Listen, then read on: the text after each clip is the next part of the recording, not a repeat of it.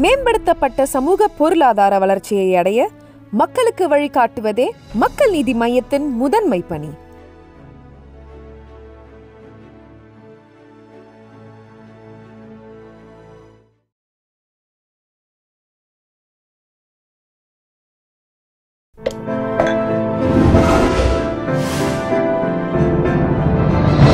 Sai with Chitra.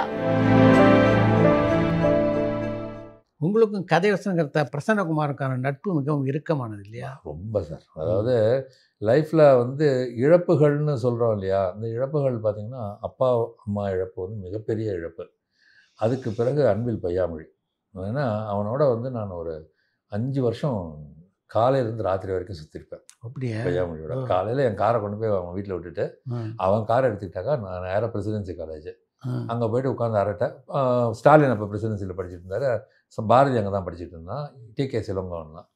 அதுக்கப்புறம் அங்கேருந்து திருப்பி வீட்டுக்கு வந்துட்டு இப்படியே வந்து அவர் மினிஸ்டராக இல்லாமல் இதில் ஒரு காலனிக்கு போனார், லாய்ட்ஸ் காலனி. லாய்ட்ஸ் காலனியில் டெய்லி காலையிலேருந்து ராத்திரி வரைக்கும் உட்காந்துருப்போம். ஸோ அந்த பொய்யாமொழி பொன்னுசாமின்னு அவங்க 2 ஃப்ரெண்ட்ஸு. இந்த இழப்புக்கு பிறகு மிகப்பெரிய இழப்புங்கிறது வந்து பிரசன்னகுமார். ஏன்னா எனக்கு சினிமா கற்றுக் கொடுத்தவன் அவன் தான். உண்மையிலே சொல்லணும்னா நம்ம ஏதாவது ஒன்று செய்கிறோம்ல, இவங்க வா நீ கண்ணதாசன் பையங்கிறது வெளியே, நீங்கள் அசிஸ்டன்ட் டைரக்டர், அசோசியேட் டைரக்டர், அந்த மாதிரி அப்படின்னு அவன் ஆரம்பித்து நிறைய விஷயங்கள் வந்து பிரசன்னா வந்து என்னை வந்து பக்குவப்படுத்தினார்னு கூட சொல்லலாம். எனக்கு தெரிஞ்ச அப்படி ஒரு ரைட்டர் நான் பார்த்ததில்லை. ப்ரில்லியண்ட்டுன்னா கடைசியாக வந்து விவேக் சொல்லி சுந்தர்சி படத்தில் போய் எழுதுறாரு. அதோட அந்த படம் முடியும் போது இறந்து போயிட்டார். சுந்தர்சி வந்து கேட்டிருக்காரு, எங்கே சார் நீங்கள் இவ்வளோ நாள், நான் மிஸ் பண்ணிட்டேன்னு சார், இனி நான் எந்த படம் பண்ணாலும் நீங்கள் தான் வசனம் அப்படின்னு இருக்காரு. ஆனால் முடிஞ்சிருச்சு அந்த படம் ரிலீஸ் ஆகிறதுக்குள்ள. ஒரு அற்புதமான வசனகர்த்தா, நல்ல மனிதன். இப்போ உங்களோட ஒரு சின்ன பிணக்கு, நீங்கள் ஏதோ ஒரு மிஸ் அண்டர்ஸ்டாண்டிங்னா உங்களை பற்றி தப்பாக பேச மாட்டார், அவாய்ட் பண்ணிட்டு போயிடுவார். நமக்கு எதுக்கே பேசினா பேசிட்டு போகிறாங்க அப்படின்றவார். அதை தவிர வந்து இதுவே பண்ண மாட்டார், அவங்கள பற்றி தப்பாக பேசி அந்த மாதிரியான ஒரு கேரக்டர் கிடையாது. எனி டைம் நீங்கள் வந்து நம்பி அவர்கிட்ட வந்து எந்த உதவி வேணால் கேட்கலாம். பிரிச்சோ இந்த மாதிரி இருக்க பிரிச்சோ இருவாய் நான் செய்கிறேன் அப்படிம்பார். நான் நடிகனானதுக்கு காரணமும் பிரசன்னகுமார் தான். அந்த சீன்ஸ் எல்லாம் பேசி முடிக்கும் போது இல்லை சார் துரை வச்சுக்கலாம் இல்லை அப்படிம்பார். சார் துரை பண்ணுவாரா அவர் பண்ணலாம் சார். இப்படி தான் வந்து நடிகனான மறக்க முடியாது சார். பிரசன்னா வந்து லைஃப்பில் கடைசி வரைக்கும் இவருமே அதான் சொல்லிட்டு இருந்தார், பிரச்சு இருந்தா அப்படி இருந்திருக்கும் சார் பாரு விவேக். இன்றைக்கும் ராம்கி வந்து பிரசன்னா எழுதி கொடுத்ததெல்லாம் தனியாக ஃபைல் போட்டே வச்சுருக்காரு. அந்த பேப்பர் கையெழுத்து பேப்பரை ராம்கிட்ட ஃபைலில் இருக்குது. ஒரு அற்புதமான மனிதன். கடவுள் வந்து நமக்கு வேண்டப்பட்டவங்களெல்லாம் ரொம்ப சின்ன வயசில் கூட்டிகிட்டு போகிறான். விவேக், பிரசன்னான்னு பார்த்தீங்கன்னா பொய்யாமொழி எல்லாம் கிட்டத்தட்ட 40 தான் செத்து போனான். இல்லையா, கொஞ்சம் சங்கடமான ஒரு விஷயம். பட் அற்புதமான ஒரு எழுத்தாளர் தான். நான் அவனுக்கு பிரசன்னாவுக்கு இணையான ஒரு எழுத்தாளர்னு நான் பார்த்ததில்ல. பஞ்சன அவர் வேறு மாதிரி ஒரு கேரக்டரு. இந்த வளர்ந்து வரதில் ஒருத்தர்கிட்ட கூட வந்து எனக்கு இவ்வளோ பணம் கொடுக்கணும்னு கேட்டது, அதுவும் ஆச்சரியமாக இருக்கும். எனக்கு இவ்வளோ பணம் கொடுத்தா ஒரு ஹிட்டு கொடுத்தா கூட போதும். அவன் இன்றைக்கி அவங்க ரேட் எப்படி இருக்குன்னு தெரியும். பாலைவன சோலையிலேருந்து அவங்க கொடுத்தது எல்லாம் ஹிட்டு. ஆனால் கடைசி வரைக்கும் அந்த 30,000 ரூபா கொடுக்கறதுக்கு யோசிப்பாங்க அவர் பிரசன்னாவுக்கு. உங்களை நடிகர் ஆக்கினது மகேந்திரன் தான் இல்லையா? ஆமாம், மகேந்திரன் சார் வந்து பூட்டாத பூட்டுகள், அதில் நிறைய விஷயம். பூட்டாத பூட்டுகளில் வந்து நான் தயாரிப்பு நிர்வாகி. திடீர்னு மகேந்திரன் சார் இப்படியே பார்த்துருந்தார், நடிக்கல சார்,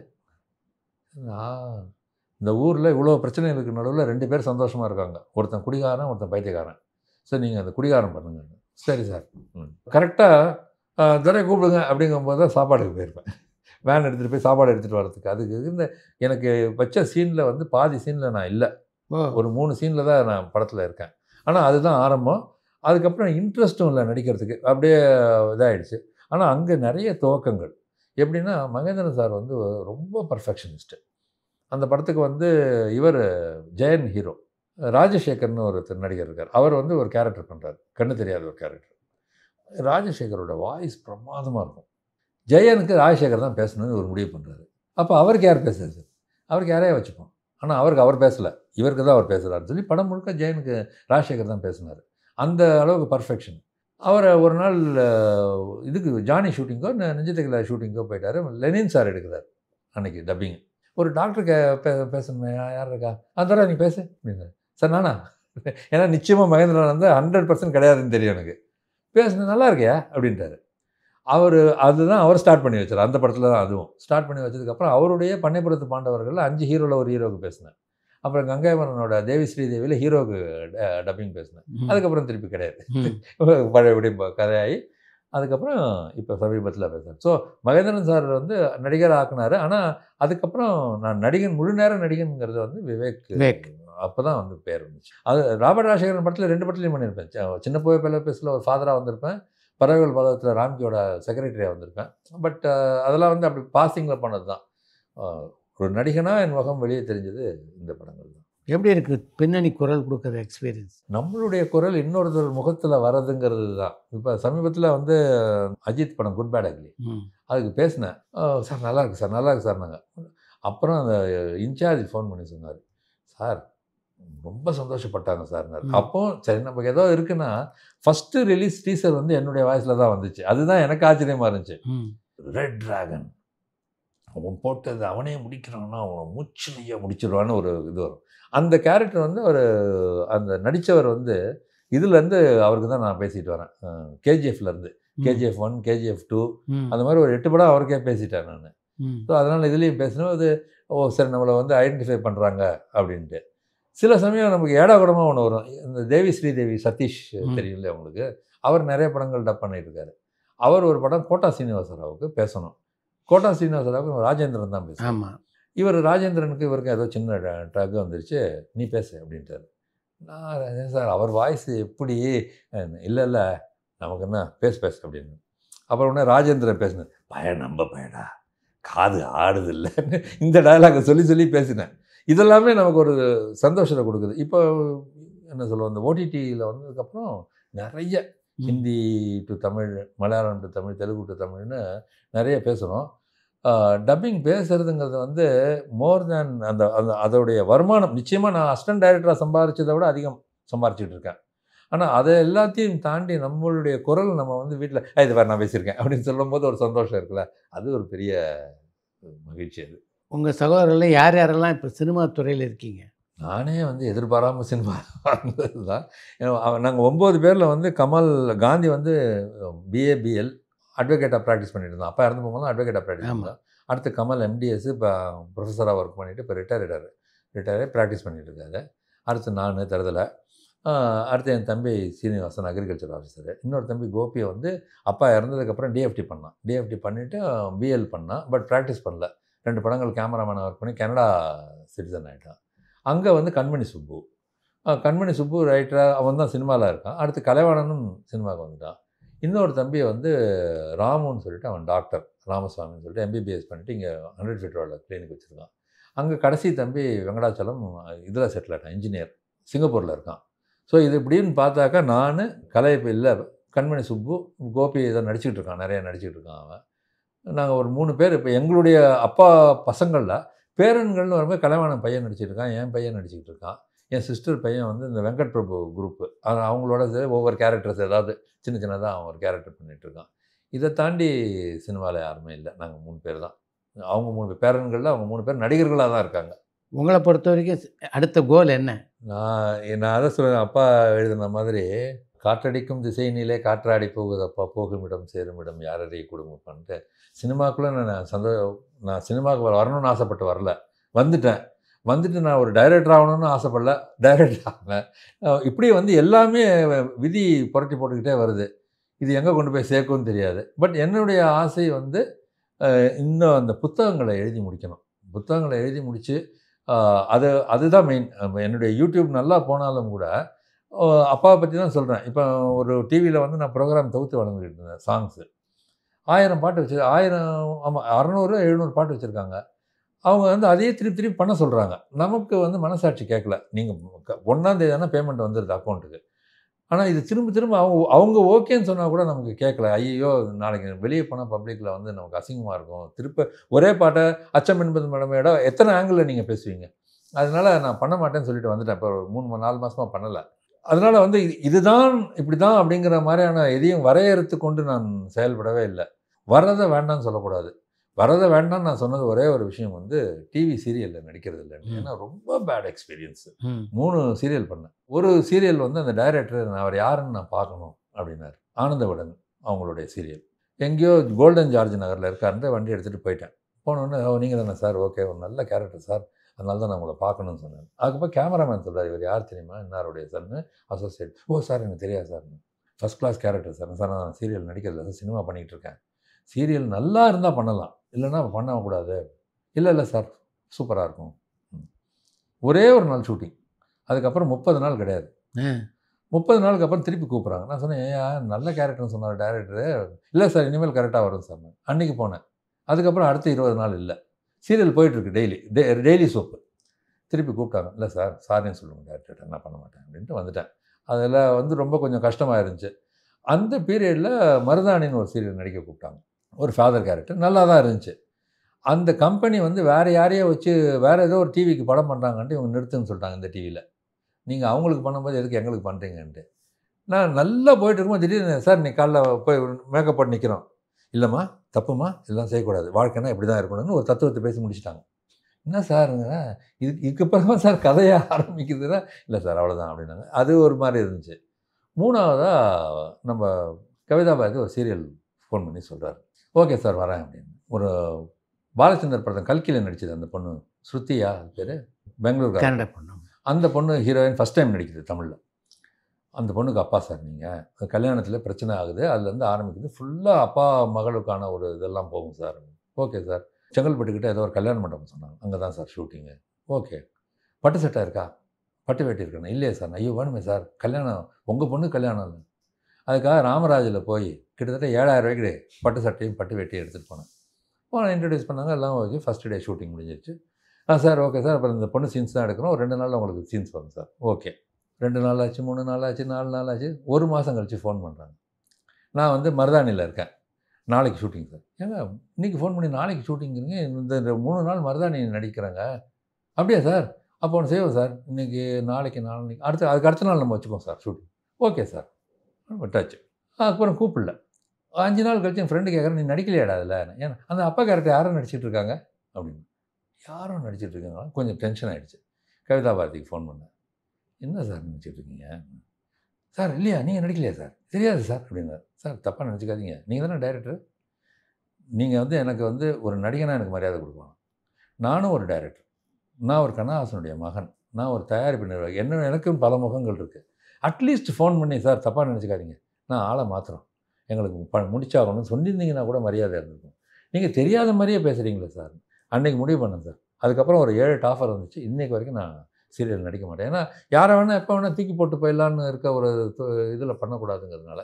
மற்றபடி வேறு எந்த இதுவும் கிடையாது. சீரியல் நடிக்கக்கூடாதுங்கிற முடிவோடு இருந்துட்டு இன்றைக்கி வரைக்கும் நடிக்கலை. அப்பாவை பொறுத்த வரைக்கும் ஒரு பக்கம் இலக்கியம்னா, இன்னொரு பக்கம் அரசியலில் தீவிரமாக இருந்தார். உங்கள் யாருக்குமே அரசியலில் ஈடுபாடு இல்லையா? ஃப்ராங்காக சொல்லணுன்னா, நான் அவ்வளோ அரசியல்வாதிகளோடு சுற்றுனதுனால எனக்கு வந்து அதில் ஈடுபாடு வரல சார். ஏன்னா எல்லாருமே உள்ளுக்குள்ளே ஒரு முகம், வெளியில் ஒரு முகம். எவ்வளவு நெருங்கிய இதான். இப்போ பொய்யாமொழி மட்டும்தான் எனக்கு தெரிஞ்சு வந்து அவன், ஆனால் அப்போ அவன் அரசியலில் வரல. நாங்கள் சுற்றின காலத்துலலாம் அரசியலில் இல்லை. அதுக்கு பிறகு தான் இளைஞரணி ஆரம்பிக்கிறாங்க. எல்லாருமே வேறு வேறு முகங்களோட இருக்காங்க சார். நமக்கு பொய்யா நடிக்க வராது. நீங்கள் வந்து ஒன்று, நீங்கள் அரசியலில் போனீங்கன்னா பதவி இல்லைன்னா பணம், 2 ஆயிடுச்சு. நம்ம 2லேயுமே இன்ட்ரெஸ்ட் இல்லை. பதவியும் வேணாம், பணமும் வேணாங்கிற அளவில் தான் இருக்குது. இந்த 2க்காக நீங்கள் நிறைய காம்ப்ரமைஸ் பண்ண வேண்டியிருக்கும். சம்மந்தமே பிடிக்காத ஒருத்தனாக இருந்தால் கூட வாழ்க்கை கத்தியாகணும், அவன் கூட சுற்றணும், அவன் என்ன சொன்னாலும் தலையாட்டணும். இருக்கிறது இன்றைக்கி வந்து அப்பா ஒரு மரியாதையை வாங்கி கொடுத்துட்டு போயிருக்கார். அந்த மரியாதையோடய இருந்துட்டு போயிடலாம். அரசியலில் நுழைஞ்சு நான் பிஜேபியில் சேர்ந்தேன். எல்லோரும் சொன்னாங்க. பிஜேபியில் ஜாயின் பண்ணி அண்ணாமலையை பார்த்து அவருக்கு இது கொடுத்துட்டு சேர்ந்துட்டேன். அதுக்கப்புறம் அடுத்த நாளே இன்டர்வியூ கூப்பிட்டாங்க. நான் இன்டர்வியூ கொடுக்கறதுக்கு சேரல சார், எனக்கு சேரணும், அந்த கட்சியில் சேரணும்னு தோணுச்சு. ஏன்னா நான் எல்லாத்தையும் பார்த்துட்டேன், அதனால் அந்த கட்சியில் சேரணும்னு தோணுச்சு, அதுக்காக சேர்ந்தேன், அவ்வளோதான். மற்றபடி எனக்கு இல்லைன்னு இன்றைக்கி வரைக்கும் நான் ஒரு வார்த்தை கூட இன்டர்வியூ கொடுத்ததே கிடையாது. அது தேவையும் இல்லை நமக்கு அப்படிங்கிற மாதிரி. காந்தி மட்டும்தான் அரசியலில் இருக்கான், கமலஹாசன் கட்சியில் வந்து. மற்றபடி யாருக்கும் அரசியலில் இன்ட்ரெஸ்ட் இல்லை.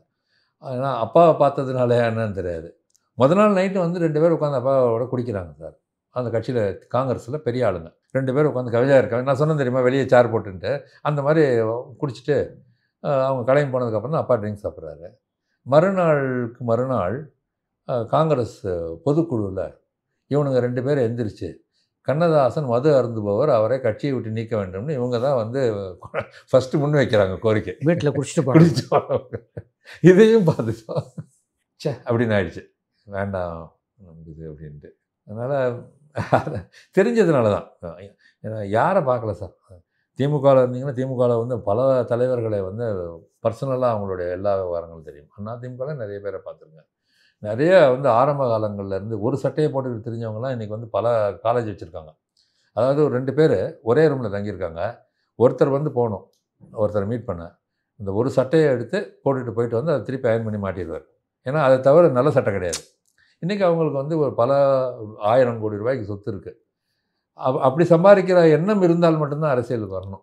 அப்பாவுடைய மிக நெருங்கிய நண்பர் கலைஞர். கலைஞரை வந்து என்னுடைய அக்கா கல்யாணத்துக்கு வந்திருந்தார். அப்போ நான் சின்ன பையன் இருந்தாலும் அவரை வந்து இது பண்ணிட்டு இருந்தார். விவரம் தெரிஞ்ச காலத்தில் டிஎன் பாலுவுடைய படம் சட்டமென் கையில். அப்போ எம்ஜிஆர் ஆட்சிக்கு வந்துட்டார். அப்பா பாட்டு சட்டமென் கையில். இவர் திமுக, பாலு டிஎன் பாலு திமுக. ஏதோ ஒரு மேட்டரில் அரெஸ்ட் பண்ணி உள்ளே வச்சுட்டாங்க. 100வது நாள் விழா கலைஞர் தலைமையில் உட்லண்ட்ஸில். அப்பா தான் பாட்டுங்கிறதுனால அப்பாவுக்கு ஷீல்டு கொடுப்பாங்கன்னு தெரியும். நான் போயிட்டேன். அப்பாவுக்கு சொல்லலை. சொன்னேன் ஏண்டா அப்படின்பா. ஏன்னா அவரே போய் ஷீல்டு வாங்குறதில்ல. ஆமாம். நான் போயிட்டேன். பாடல்கள் கவிஞர் கண்ணதாசன் அவருடைய மகன் அண்ணாதுரை பெற்றுக்கொள்வார் அப்படின்னா ஸ்டேஜுக்கு போனோன்னே கலைஞரை அவர் ஷீல்டை கொடுக்கறதுக்கு நிறுத்தினார். அப்பா வரலையா? இல்லை வரமாட்டான்னு தெரியும் அப்படின்னாரு. அது ஒரு தருணம். அப்புறம் அப்பா வந்து ஒரு புத்தகம் கொடுத்துருந்துச்சார் கலைஞர் கொடுக்க சொல்லி. அதுக்காக போய் செக்ரட்டேரியட்டில் அப்போ சிஎம் போய் வெயிட் பண்ணுறேன். இவர் உள்ள மீட்டிங்கில் இருக்கார். நமக்கு அந்த வயசு சூடு. வெயிட் பண்ணுறேன் ஒரு 2 ஹவர்ஸ் வெயிட் பண்ணால் ஒரு இன்னும் மினிஸ்டர்ஸும் இவங்களும் சீஃப் செக்ரட்டரியோட மீட்டிங்கு. நான் வந்து ஒரு இதில் இதுக்கு எவ்வளோ நேரம் வெயிட் பண்ண முடியும்னு அந்த பியூன் எதுவும் சொன்னாப்பே அப்படின்ட்டு வந்துட்டேன். வீட்டுக்கு வந்தோன்னு ஃபோன் பண்ணுறாரு. ஏன் உன் பையன் வந்தான் போயிட்டான்? அப்பா கூப்பிட்டு எதுடா போடா? ஆமாம் எவ்வளோ நேரம்ப்பா உட்காந்துருப்பாங்க. சே விடு அப்படின்னாரு. அப்புறம் திருப்பி அப்பாவே கொண்டு போய் கொடுத்துட்டு வந்தார். அப்போ போன போது அப்படின்னு தலையாட்டினார். அதுதான் அவரோட பார்த்த 2வது தடவை. 3வது தடவை எங்கேயோ ஒரு மீட்டிங் அவர் கலைஞரை பார்த்து பேசின போது அப்பா ஃபங்க்ஷன், அப்பாவுக்கு பிறகு அப்பா ஃபங்க்ஷனு அதில் பார்த்து பேசினேன். அவ்வளோதான். கலைஞரோட ரொம்ப இதில் காந்தி தான் நிறைய சுற்றிருக்கான். காந்தி வந்து கலைஞர்கிட்ட ரொம்ப ஏன்னா பப்ளிகேஷன் அவருக்கு பயங்கர கிரேஸ் வந்து எழுத்து. அவர் அந்த பப்ளிகேஷன் அவர் பார்த்துக்கிட்டே இருக்கணும். அது ஒரு பெரிய அவரும் ஒரு ஆச்சரியமான விஷயந்தான். என்ன வேலை இருந்தாலும் முரசொலிக்கு போயிடுவாங்க. அந்த மாதிரி ஒரு கேஸுங்கிறனால இவன் பப்ளிகேஷனில் இருந்தாலும் எப்படிடா போகுது, என்ன பண்ணிகிட்ருக்கீங்க, எல்லாத்தையும் விசாரிச்சுக்கிட்டே இருப்பாருன்ட்டு. அப்பாவுக்கு பிறகு வந்து அவ்வளோதான். அவங்க கலைஞரோட நம்ம போய் கேட்கல. எம்ஜிஆர்ட்டையும் போய் எந்த உதவியும் கேட்கல, கலைஞர்ட்டையும் போய் எந்த உதவியும் கேட்கல. காந்தி மட்டும் ஏதோ ஒரு இதுக்கு போனேன் அவனுடைய லேண்டு பிரச்சனைக்கு ஃபோன் பண்ணி உடனே பண்ணி கொடுங்க அப்படின்ட்டார். அந்த இதெல்லாம் இருந்துச்சு அவருக்கு. அப்பாவுடைய மிக நெருங்கிய நண்பர் சோ வீட்டுக்கு வந்தார் ஒரு தடவை. அந்த குமுதத்தில் அபூர்வ சந்திப்புன்னு ஒன்று பண்ணாங்க. சம்மந்தமே இல்லாத 2 பேரை அப்படின்ட்டு. அந்த மாதிரி அப்பாவையும் சோவையும் செஞ்சப்போ நமக்கு என்ன அபூர்வ சந்திப்புன்ட்டு வந்தார். நான் ஸ்கூல்லேருந்து இதுக்காக அடிச்சு பிடிச்சி ஓடி வந்து உட்காந்துருந்தேன். அவர் என்ன பேசுகிறாரு அப்படின்ட்டு. பயங்கர பிரில்லியன்ட். 2 பேருமே வந்து பேசிக்கிட்ட விதம் வந்து ஆச்சரியமாக இருந்துச்சு. ஏன்னா ஃபஸ்ட்டு டைம் பார்க்குறேன். சோ வந்து எக்ஸ்ட்ராடினரிலி பிரில்லியன்ட்டு. அப்பா வந்து வார்த்தையை விட்டுருவார். ஆனால் திருப்பி அதை கரெக்ட் பண்ணிக்குவார். அது சொல்லிட்டு இல்லை அதே இப்படி அப்படின்ட்டு. நான் வந்து ஃபாரின் பொருள்கள்லாம் பயன்படுத்த மாட்டேன்னு சொட்டக்குன்னு கையை பிடிச்சார். ரோலக்ஸ் கட்டிருக்கீங்க அப்படின்னாரு. அப்போ சொன்னேன் சரி ஹெச்எம்டி வாங்கி கொடுங்க அப்படின்னாரு. அப்போ ஹெச்எம்டி டிமாண்டு. டிமாண்டுங்கிறதுனால கேட்குறீங்களான்னு இப்படி அட்ஜஸ்ட் பண்ணி போயிடும். அதுக்கு பிறகு ஒரு 3-4 தடவை நான் இன்டர்வியூக்காக சரி இவர் ரவி பன்னாட் சார் இன்டர்வியூ பண்ணும்போது நான் கூட போயிருக்கேன். நான் தான் அவர் கூட ரவி கூட போனேன். அங்கே வந்து இன்டர்வியூ போகும்போது ரொம்ப தெளிவாக பேசினார். இல்லை என்ன பியூட்டி, ரவி எதுக்கு என்ன கூட்டிகிட்டு போனார்னா இவருக்கு சிகரெட் அலர்ஜி. வந்து ஒன்று மாற்றி ஒன்று சிகரெட் பிடிச்சிக்கிட்டே இருப்பார். ஒன்று பைப்பு இல்லைன்னா சிகரெட் அந்த இதை வச்சு பிடிப்பார். இவர் 5 நிமிஷத்துக்கு ஒரு தடவை வெளியே போயிட்டு வருவார். மீதியெல்லாம் வந்து நம்ம ரெக்கார்டிங் கரெக்டாக போயிட்டா இருக்கான்னு நம்ம பார்க்கணுங்கிறதுக்காக. அப்போது இஸ் ஒன் மேன் எக்ஸ்ட்ராடினரி பிரில்லியன்ஸியா உங்கள் அப்பா அப்படின்னாரு. அதுதான் அப்பா பற்றி அவர் பேசினது. ஸோ சோவுக்கும் அப்பாவுக்கும் நல்ல புரிதல். எப்படின்னா கிருஷ்ணா சீனிவாசன் ஒருத்தர் இருந்தார். அவர் வந்து எல்லாருக்கும் டாக்டர் பட்டம் கொடுத்துட்டு இருந்தார். அவர் தான் தமிழ்நாட்டில் டாக்டர் பட்டம் ஆரம்பித்தவர். அவர் அப்பாவுக்கு வந்து பார்த்து பேசி உங்களுக்கு டாக்டர் பட்டம் கொடுக்கணும் இந்த யூனிவர்சிட்டி அந்த யூனிவர்சிட்டின்னு அப்பாவுக்கு சந்தோஷமாக ஓகேன்ட்டார். திடீர்னு டவுட் வந்துருச்சு. அப்புறம் ஃபோன் பண்ணி சோவுக்கு இந்த மாதிரி ஒருத்தர் டாக்டர் பட்டம் கொடுக்குறாரு. இவர் ஒருத்தர் டாக்டர் பட்டம் கொடுக்குறாருன்னு அப்பா சொல்கிறாரு. கிருஷ்ணா சீனிவாசா அவர் ஆமாம் வாங்காதீங்க அப்படின்ட்டார். அவர் வாங்கலை. அதே மாதிரி தமிழக அரசு வந்து கலைமாமணி அனௌன்ஸ் பண்ணாங்க அந்த அப்பாவுக்கு. அப்போ சோவுக்கு ஃபோன் பண்ணேன். கலைமாமணி கொடுத்துருந்தா 10 வருஷத்துக்கு முன்னாடி கொடுத்துருக்கணும். கோட்டா சிஸ்டத்தில் எதுக்கு 10 வருஷம் கழிச்சு உங்களுக்கு கொடுக்குறாங்க 70லலாம். கொடுத்தா 60, 62 அதை எப்போ ஆரம்பித்தாங்களோ அதை முதல்ல 2வதுலேயும் கண்ணதாசனுங்கிற கவிஞருக்கு கொடுத்துருக்கணும். இப்போ கொடுக்குறாங்க, யோசிச்சுக்குங்க அப்படின்ட்டார். வாங்கலாப்பா. ஆனால் வாங்கினவங்க லிஸ்ட்டில் இன்னும் பேர் இருக்குது, வாங்கலை, போய் வாங்கவே இல்லைப்பா. அது ஷோ தான் அது. அந்த மாதிரி நிறைய விஷயங்கள் வந்து தனக்கு தெரியலன்னா கூச்சப்படாமல் ஃபோன் பண்ணி கேட்டுருவார். ஏன்னா அவருக்கு அதெல்லாம் தெரியும் அப்படிங்கிறதுனால ஜோ சார்கிட்ட வந்து இது பண்ணலாம் பண்ணக்கூடாதா அப்படின்ட்டு அந்த அளவுக்கு சோ மீது அப்பாவுக்கு வந்து மரியாதை. அவருக்கும் வந்து பயங்கர மரியாதை அப்பா மேலே. பிரில்லியன்ட் கவிஞர், பயன்படுத்திக்கல அப்படிங்கிறது அவருக்கு ஒரு இது இருந்துச்சு. ரொம்ப நன்றி உங்கள் அனுபவத்தெல்லாம் நம்ம ரசிகர்களோட பகிர்ந்து கொண்டதுக்கு. ரொம்ப சந்தோஷம். நிறைய மனசு விட்டு பேச வாய்ப்பு கிடைச்சதுக்கு ரொம்ப சந்தோஷம். மேம்படுத்தப்பட்ட சமூக பொருளாதார வளர்ச்சியை அடைய மக்களுக்கு வழிகாட்டுவதே மக்கள் நீதி மையத்தின் முதன்மை பணி.